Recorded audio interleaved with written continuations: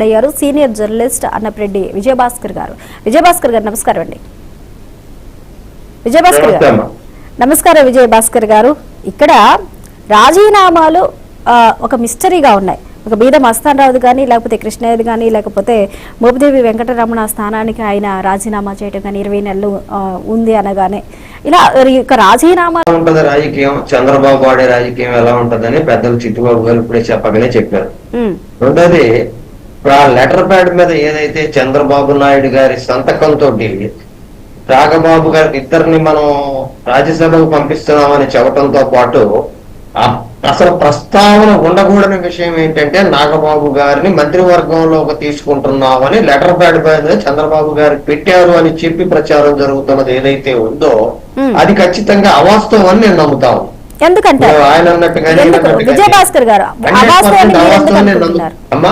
అవాస్తవం అని మీరు ఎందుకు అనుకుంటున్నారు? ఎందుకు అనుకుంటే అంటే ఇవాళ రేపు డిజిటల్ మీడియా టెక్నాలజీలో చంద్రబాబు అనే వ్యక్తి చాలా వ్యూహకర్త. తాను చేసేదే పక్కన వాడికి తెలియకుండా చేసేటువంటి చంద్రబాబు తాను లెటర్ ప్యాడ్ మీద బట్టి అవాస్తవం అనే పదాన్ని నేను కన్ఫర్మ్ చేయటం కంటే అదే గనుక నిజమైతే చంద్రబాబుని పవన్ కళ్యాణ్ బ్రదర్స్ విపరీతంగా బెదిరిస్తున్నారని తనకున్న బీజేపీ అండతోటి ఖచ్చితంగా మనందరం భావించాల్సి ఉంటదని మాత్రం చెప్తున్నది. అవాస్తవం అని చెప్పేదానికంటే అది లెటర్ ప్యాడ్ మీద పెట్టే పరిస్థితికి చంద్రబాబు నాయుడు గారి సంతకంతో తీసుకొచ్చారంటే ఖచ్చితంగా చంద్రబాబు నాయుడు గారు పవన్ కళ్యాణ్ బ్రదర్స్ వాళ్ళ వెనకున్నటువంటి బీజేపీకి భయపడుతున్నారు అనేటువంటి విషయాన్ని మనం ధృవీకరించుకోవాల్సి ఉంటుంది. First point. సెకండ్ ఏంటంటే చిట్టిబాబు గారు చెప్పారు తన లాస్ట్ మినిట్ వరకు రాజకీయమే తన ఊపిరిగా, తన వ్యూహాన్ని ఎప్పటికప్పుడు తన కొడుకుని మించి ఇంకొకరిని ముందుకు తీసుకొచ్చే అవకాశం చెయ్యని రానివ్వనటువంటి చంద్రబాబు నాగబాబుని మంత్రిని చేస్తే ఒక వ్యూహం ఉంటది, మంత్రిని చేయకపోతే ఒక వ్యూహం ఉంటది అనేది ఖచ్చితంగా అందరూ ఏకీభవించాల్సిన విషయం. రెండోది, రాజకీయాల్లో కుటుంబాల నేపథ్యంలో కనుక మనం రాజకీయాలు చూసినట్లయితే ఇప్పుడు కేసీఆర్ గారు తన కొడుకును ముఖ్యమంత్రిని చేసుకోవాలని చెప్పి ఎంతో ప్రయత్నం చేసి కూడా అంత సమర్థుడో లేకపోతే ఇంకొకటి అనుకున్నటువంటి విషయంలో కూడా ఆయన చేయలేకపోయాడు, అంత పవర్ఫుల్ నాయకుడు. అదే సమయంలో చంద్రబాబు కూడా ఇవాళ ఉన్న రాజకీయ పరిస్థితుల్లో ఇవాళ కలిసి పోరాటం చేసి కూటమి కట్టి జగన్ ని మట్టి గరిపించి మేము అధికారంలోకి వచ్చామనే ఆనందం పూర్తిగా వీళ్ళు అనుభవించకుండానే లోకేష్ ప్రమోషన్ కి ఇవాళ ఖచ్చితంగా పవన్ కళ్యాణ్ అనేవాడు అడ్డమైపోయాడు. 100% అడ్డమయ్యాడు. ఎలా అడ్డమయ్యాడు అనే దానికంటే వాళ్ళ వ్యవహార శైలి, నెలకొక విషయాన్ని తెర మీదకి తీసుకొచ్చి దాన్ని అడావుడి చేసి మరి అది కొంతమంది ఏమంటారు ఈ రకంగా వీళ్ళని లడ్డు వ్యవహారం కానీ, కాకినాడ బియ్యం వ్యవహారం కానీ, ఇంకొక వ్యవహారం కానీ ముందుకు దోచేసి వీళ్ళని యాక్షన్ ప్లే కెమెరా అనే టైప్ లో ముందుకు దోచేసేసి వీళ్ళని ముందుకు దోచేసి జనక చంద్రబాబు ఎంజాయ్ చేస్తున్నాడు అనే వాళ్ళు లేకపోలేదు. అదే సమయంలో నాగబాబు గారికి పదవి ఇవ్వాలి అంటే నాగబాబు గారు maybe eligible candidate from Janasena Andhra Pradesh మంత్రివర్గానికి అంత అవసరమైన వ్యక్తిగా భావించే రాజకీయ పార్టీ కానీ రాజకీయ నాయకుడు కానీ లేరనేటువంటిది 100% వాస్తవం.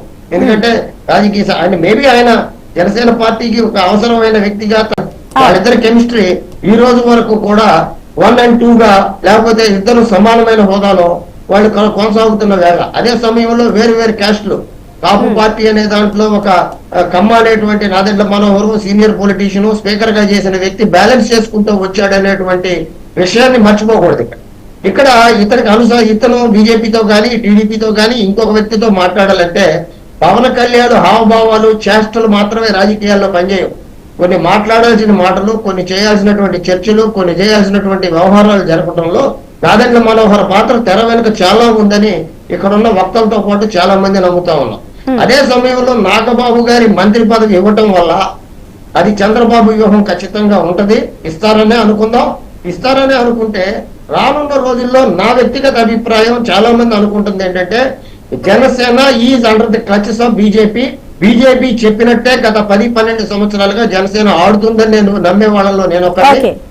అదే సమయంలో బీజేపీ అత్యంత త్వరలో బీజేపీతో విలీనం అయిపోయి ఇవాళ వైసీపీ నుంచి పెద్ద నాయకులు కొంతమంది రాజీనామా చేసిన వాళ్ళు బాలినేని శ్రీనివాస్ లాంటి వాళ్ళు సరే జగన్ నాయకత్వం నచ్చలేదండి, జగన్ పనికిరాని నాయకుడని వాళ్ళు వచ్చి టీడీపీలోనో బీజేపీలోనో చేరకుండా జనసేనలో ఎందుకు చేరారు అంటే there is a strategy by BJP.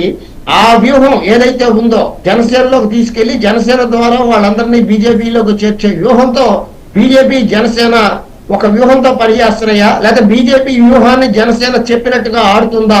Chittibabu గారు చెప్పినట్టు జనసేనకంటూ ప్రత్యేకమైన వ్యూహం అంటూ ఏమి ఉండకపోవచ్చు, వ్యూహం చేసే స్థాయి వాళ్ళది కాకపోవచ్చు. కానీ ఎవరో ఒకళ్ళకి తానా తందానా అనే పరిస్థితిలో జనసేన ఖచ్చితంగా ఉంది. అది బీజేపీ అని నేను బలంగా నమ్ముతా ఉన్నాను.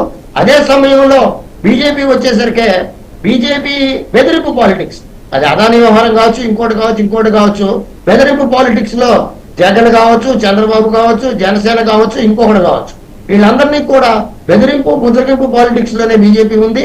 ఈ క్రమంలో రానున్న రోజుల్లో తప్పు కాకపోతే జనసేన బీజేపీ ఒకటైపోతాయి. చంద్రబాబు తన కొడుకుని ముఖ్యమంత్రిగా చేసుకునే ప్రక్రియకి చెక్ పెట్టడానికే ఈ రకమైన హడావుడి చేసి ఇంకోటి రాజ్యసభ అందకపోయినా మంత్రి పదవి రావాలని